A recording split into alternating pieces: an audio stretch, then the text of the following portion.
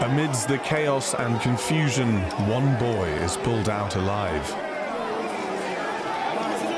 Local authorities say the building housing a private elementary school and a nursery on the top floor of a residential apartment block collapsed late on Wednesday morning with around 100 students inside attending class. So I was just passing by and I heard a building had collapsed with people living inside. So I had to come and rescue and help them to make it to the hospital. At least some people have been rescued and taken to the hospital. I'm very bad. I'm feeling so bad. So bad. In fact, I cannot stay.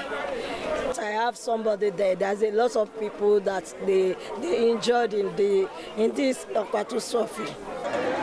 While rescue operations were underway, emergency services said their efforts were being complicated by how densely populated the area is, making it tough to cordon off large parts of it. With a population of 20 million and growing, Lagos is one of the biggest cities on the African continent. It was not immediately clear why the building collapsed, but such incidents are not uncommon in Nigeria. Critics say they're often caused by unscrupulous investors cutting corners on materials or bribes being paid for illegal building permits.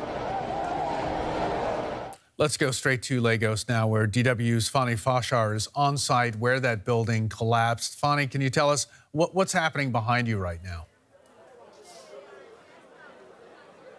Actually, a press conference is just coming to an end here behind me. A rescue team official has just said that about 40 people have been rescued alive. He did not want to make any statement on how many people have been actually lifted out from this rubble behind me dead. He said also among those people who are alive, it's not sure and not clear how many people will actually stay alive.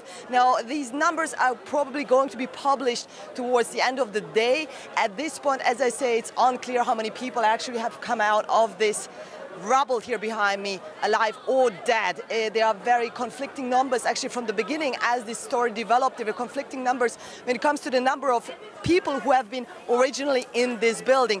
Now, what the rescue team official has also said, however, that it is not correct that 100 people were inside the building. It was actually a smaller classroom or a smaller school, rather, that was inside this building before it collapsed. Fani, why have authorities decided to halt the search for survivors at this point? It's a process that, in similar circumstances, can last considerably longer for a number of days. People standing by actually are saying it's quite an irony how quickly, how soon these rescue operations actually have come to a halt and actually turned into a cleanup operation, which, by the way, has also come to a halt right now because there's some residents who want to go through the debris looking for some personal belongings because this was not just a school but also a residential building. Now, the official statement here is that we just heard that they do not expect, rescue teams do not expect to find more people inside the debris. They have meticulously, quote, cleaned the entire area, and they say that their job is done as far as rescuing. Now it is turning into a cleanup operation. You mentioned the local people going through the rubble now for their personal belongings.